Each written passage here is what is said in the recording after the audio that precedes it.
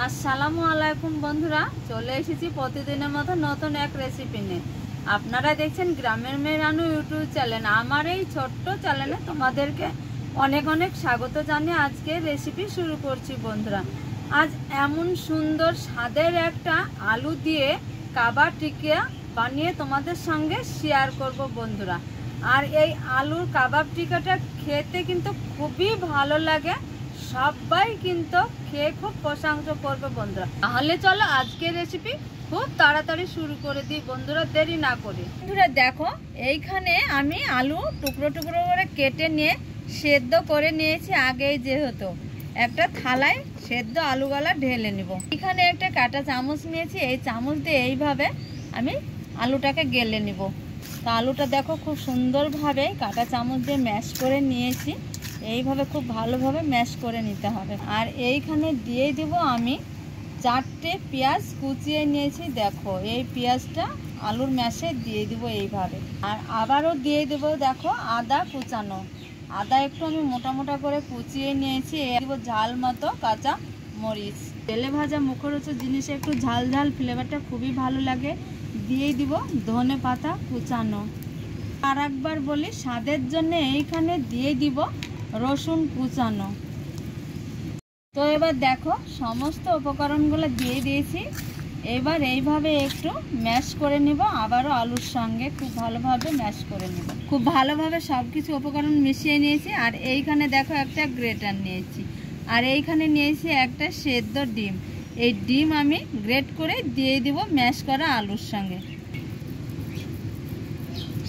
ডিমটাকে সম্পূর্ণ এইভাবে গ্রেট করে দিয়ে দিব। এইখানে ডিম গ্রেট করে নিয়েছি। এবার এইখানে দিয়ে দিব যে বিরিয়ানি মশলা আমরা বিরিয়ানিতে খাই, সেই মশলাটা দিয়ে দিব। বন্ধুরা বলবো কি, খেতে দারুণ লাগে আলু কাবাবটা, এই মশলায় স্বাদটা আনে। সামান্য একটু হলুদ, সামান্য একটু গোলমরিচ বাটা, একটু আদা রসুন বাটা দিয়ে দিয়েছি। এবার দিয়ে দিব বন্ধুরা এইখানে সামান্য একটু পরিমাণ মতো ঘি, সামান্য একটু, এই দেখো 4 চামচের হাফ চামচ ঘি দিয়ে দিয়েছি। সব কিছু উপকরণ দিয়েছি। এবার হাতে একটু আমাকে চটকে চটকে মেখে নিতে হবে সমস্ত উপকরণগুলো। লবণ এখনও আমি ব্যবহার করিনি বন্ধুরা, লবণ ব্যবহারটা আমি শেষে করব। পেঁয়াজের লবণ পড়লে পেঁয়াজটা জল হয়ে যায় আর এটা তখন রসালো হয়ে যাবে, ভালো হবে না। কারণ মিশিয়ে নিয়েছি, আবারও নিয়ে নিব গ্রেটার। আর এইখানে দেখো ভাটি বিস্কুটগুলো নিয়েছি। এই ভাটি বিস্কুট গ্রেটারে একটু গ্রেট করে দিয়ে দিব। বাইন্ডিংয়ের কাজটা খুব ভালো হবে বন্ধুরা। এইখানে দিয়ে দিব আবারও একটা ডিম নিয়েছি। এই যে ডিম, এই ডিমটা সাদা অংশটা দিয়ে দিয়েছি, কুসুমটা তুলে নিয়েছি। এইবার দিয়ে দিব যে স্বাদের লবণ, স্বাদ বুঝে লবণ। আরও বিস্কুট দিয়েছি, চিনির দরকার হবে না বন্ধুরা। এবার হাতে খুব ভালো করে মিশিয়ে নিব। এইভাবে নিয়ে নিব, এতটা করে নিয়ে নিব, নিয়ে আলুর একটা কাবাবের শেপ দিয়ে নিব।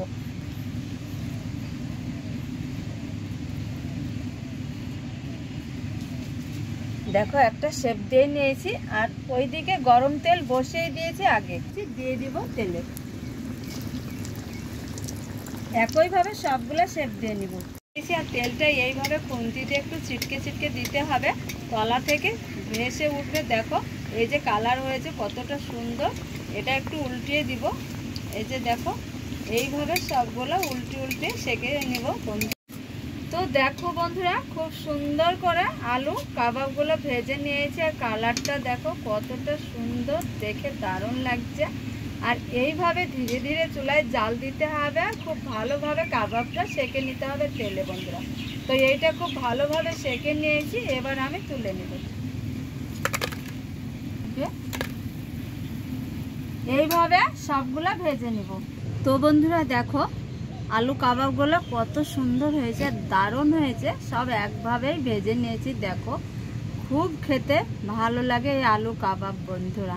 আর দেখো কতটা লোভনীয়, খেতে ভারী মজা লাগবে বন্ধুরা, লোভনীয় এই আলু কাবাবটা। আর যদি আজকের রেসিপি তোমাদের ভালো লাগে অবশ্যই একটা লাইক কমেন্ট শেয়ার করবে আর চ্যানেলটা সাবস্ক্রাইব করবে। আমরা যে যেখানেই থাকো খুব ভালো থাকো, সুস্থ থাকো। তোমাদের টাটা।